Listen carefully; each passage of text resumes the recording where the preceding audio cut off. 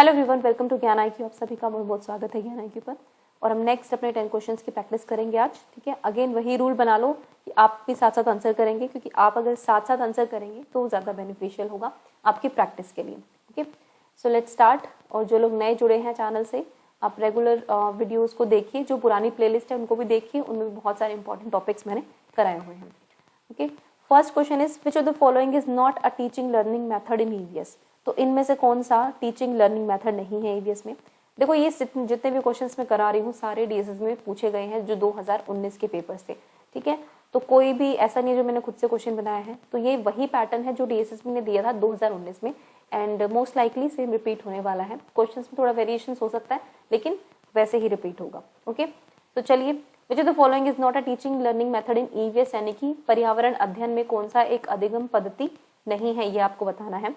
First is field visit, second is project method, third is scientific method and fourth is observation.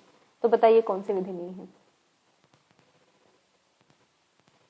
देखो, environmental science की जब हम study करते हैं, फिर उसको पढ़ते हैं, तो उसमें आसपास का जो वातावरण होता है वो बहुत इंपॉर्टेंट होता है ना।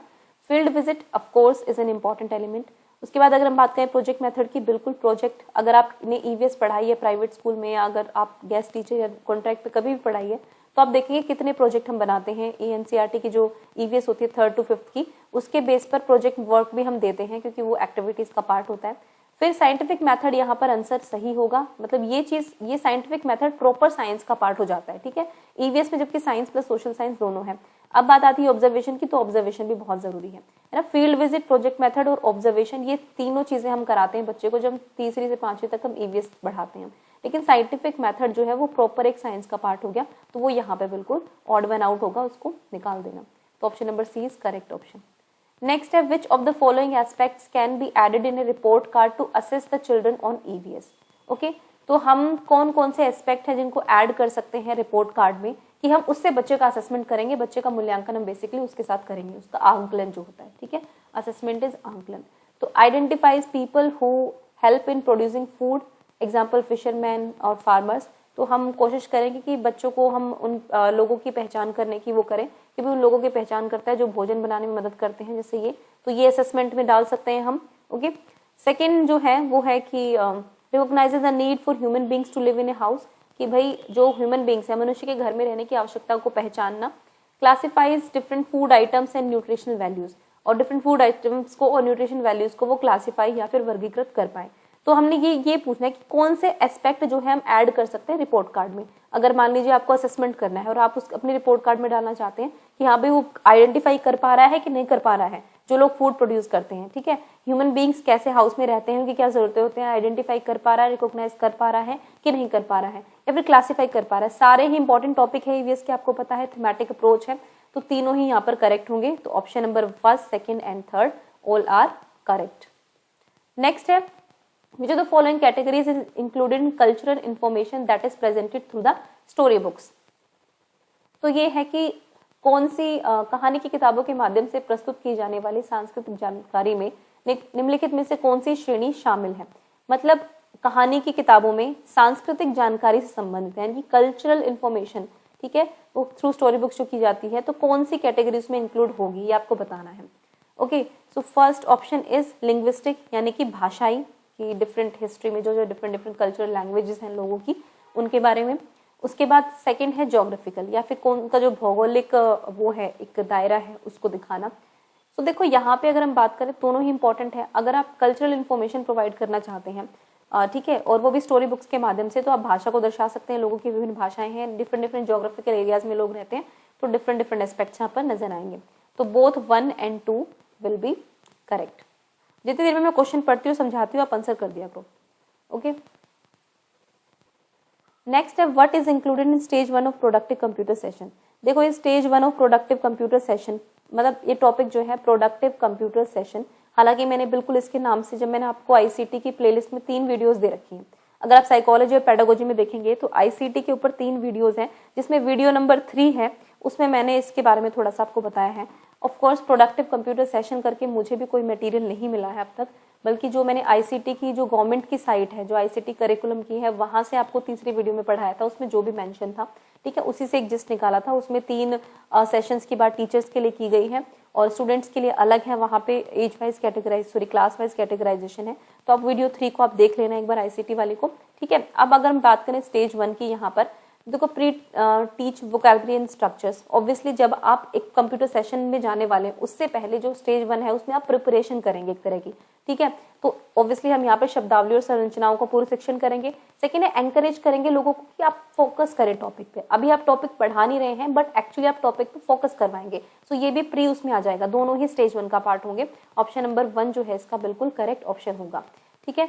प्रोडक्टिव कंप्यूटर सेशन पे किसी को कोई मटेरियल मिलता है तो आप मुझे शेयर कर सकते हो ज्ञानक्यू मेल आईडी पर, अगर आपको मिलता है। मैंने जो कुछ भी मेरे को मिला था मैंने सब आपको वीडियो में प्रोवाइड कर दिया था।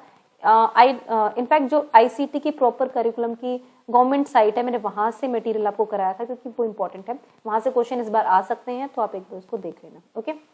नेक्स्ट हम बात करेंगे 5th question, which of the following speaking activities is used for free communication, यानी कि मुक्त संप्रेषण के लिए जो है आपको कौन सी गतिविधि करनी चाहिए। विच of the following speaking activities, ठीक है, बोलने की गतिविधि की बात हो रही है। तो देखो क्या करेंगे, फ्री कम्युनिकेशन क्या मतलब है कि जहां आपको थोड़ा सा आजादी हो, ऐसा नहीं हो कि नहीं आपको 30 वर्ड्स में ही आंसर करना है, 50 वर्ड में ही आंसर करना है, इस तरह के रेस्ट्रिक्शंस ना हो, आप बोलने के लिए बिल्कुल फ्री हो कम्युनिकेट करने के लिए, okay. So retelling a story, एक कहानी को फिर से कहना, रीडिंग साइलेंटली या चुपचाप पढ़ना।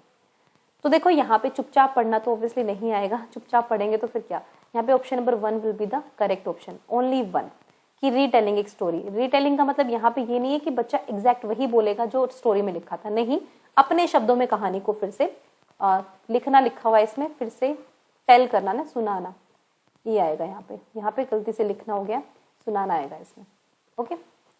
सो नेक्स्ट क्वेश्चन पर चलते हैं, विच of the following is not a scope of EVS। अब देखो ये क्वेश्चंस कहाँ से आए हैं, पेडागोजी ऑफ EVS से, ओके।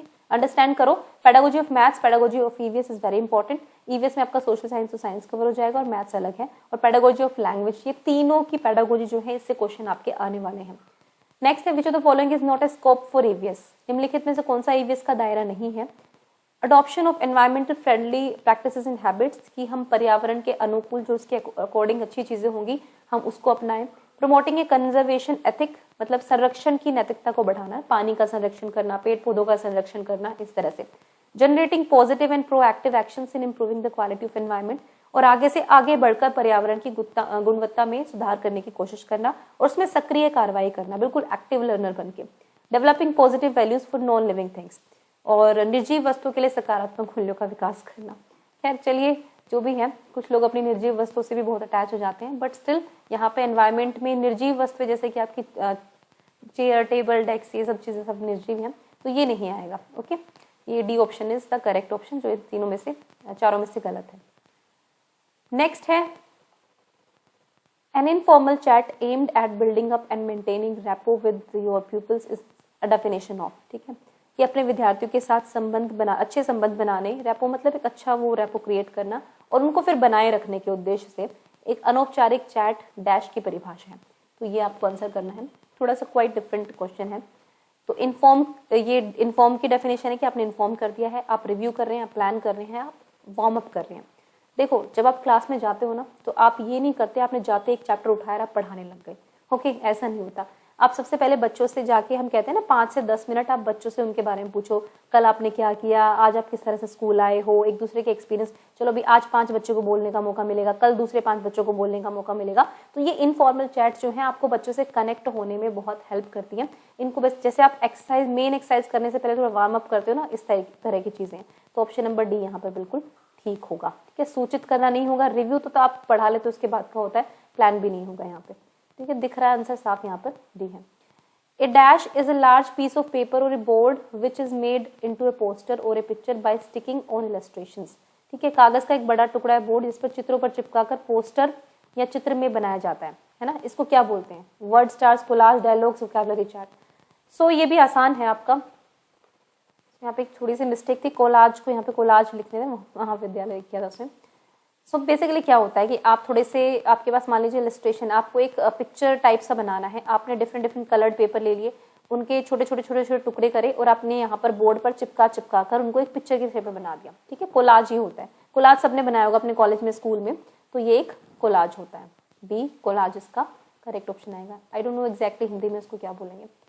नेक्स्ट है which of the following is an example of using observation method in EVS.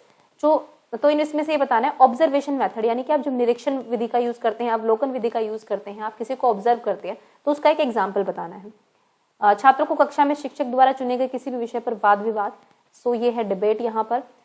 Student to copy, कि आप कॉपी करो इंपॉर्टेंट पॉइंट्स को, डिफरेंट टॉपिक्स जो होते हैं यहाँ से देखें, यहाँ से लिख लिए। Asking the students to make projects on the issue of environmental pollution, आप प्रोजेक्ट्स बनाने के लिए कहेंगे। Next, asking the students to observe different birds and write down their external features. Obviously यहाँ पर तो देखो कीवर्ड्स को अगर आप पहचानोगे तो भी आपको आंसर यहाँ पर मिल जाएगा। आप ऑब्जर्व का मतलब होता है किसी को ऑब्जर्व करके उसके बारे में अपनी ऑब्जर्वेशन जो होती है उनको नोट डाउन करना। तो right down their external feature, आपने बर्ड को देखा, उसकी चोंच कैसी है, किस कलर की है, बर्ड कैसा है, क्या क्या खा रहा था जब आपने देखा, इस तरह से। ओके, तो ऑप्शन डी यहाँ पर करेक्ट होगा। नेक्स्ट है what should a teacher keep in mind while displaying childrens work. देखो एक हर क्लास में एक कोना हम रखते हैं कि बच्चे का वर्क जो है इस पर डिस्प्ले कर पाए, तो आपको क्या करना चाहिए, आपको क्या चीज याद रखनी चाहिए जब आप बच्चे का वर्क जो है वो डिस्प्ले कर रहे हैं। पेयरिंग और कोऑर्डिनेटिंग एक्शंस थ्रू कलर्स, रंगों के माध्यम से कार्यों को जोड़ना या समन्वय करना। Using a castle as a background, या फिर पीछे एक कैसल बना देना, महल बना देना। ठीक है, अब ये महल बना देना तो इज नॉट इम्पॉर्टेंट ऑब्वियसली, तो ये महल बना देना इज नॉट इम्पॉर्टेंट, बल्कि आपको पेयर करना, कोऑर्डिनेट करना एक्शंस थ्रू कलर्स। कलर्स, इन कलर्स का मतलब यहाँ पर ये है कि जो भी आप बच्चों का वर्क उसको कर रहे हो तो उसको कोऑर्डिनेट करोगे, पेयर करोगे, जैसे एक तो दूसरे से कलर्स के हिसाब से रेड कलर की चीजें यहाँ पर लगा दी, ग्रीन कलर की, जितना मुझे समझ में आया यही है कि कलर्स के थ्रू उनके जो पेयर है, कोऑर्डिनेटिंग एक्शन, उनके एक्शंस को और उनके जो कार्य है उसको जोड़ेंगे, उसको समन्वय करेंगे रंगों के माध्यम से। कलरफुल चीजों का यूज करना भी, कनेक्ट भी कर सकते हैं यहाँ पर हम, ठीक है, या फिर डिफरेंट डिफरेंट कलर्स के वर्क के हिसाब से उसको अरेंज कर सकते हैं। तो ये दोनों चीजें यहाँ पर हो सकती हैं। तो ऑप्शन नंबर 1 यहाँ पर बिल्कुल ठीक होगा, तो इसका बी हम कह सकते हैं। तो एक महल बनाना बैकग्राउंड में, ये कोई एक पर्टिकुलर चीज नहीं कि आपने पीछे एक महल बना दिया, वो मतलब प्रैक्टिकल भी नहीं है वो अगर आप कर रहे हैं क्लास में काम। तो ऑप्शन नंबर 1 यहाँ पर बिल्कुल करेक्ट होगा। So guys these were your 10 questions. आपको कितने मिले आप देख लें। आज का वैसे ये बिल्कुल आसान थे क्वेश्चन जो थे। आपने एक चीज ऑब्जर्व करी होगी कि यहाँ पर ईवीएस की पेडागोजी बहुत ज्यादा थी, मतलब डीएसएस भी ऐसा हो सकता है कि एक 10-20 सेक्शन में से 10 क्वेश्चन आपको ईवीएस पेडागोजी पर दे दे, एक में आपको मैथ्स पर दे दे, और इवन आपके इंग्लिश ग्रामर के क्वेश्चन भी बहुत पूछे जा रहे हैं सब्जेक्ट कंसर्न में, पिछले पेपर्स में पूछे गए हैं। 10 से 12 क्वेश्चन पूछे जाते हैं, मैथ्स के क्वेश्चन पूछे जाते हैं। तो आप मान लो कि 10 से 15 क्वेश्चन जो है आपको मैथ्स और इंग्लिश के मिल सकते हैं इस पूरे 100 मार्क्स के बी सेक्शन में। सो ऐसा भी हो सकता है, but maths was easy I think, तो मुश्किल नहीं था इतना, थोड़ा बेसिक सा ही था, तो आप कर सकते हैं। Okay, and thank you guys for watching ज्ञान IQ। Do like, subscribe channel. Thank you.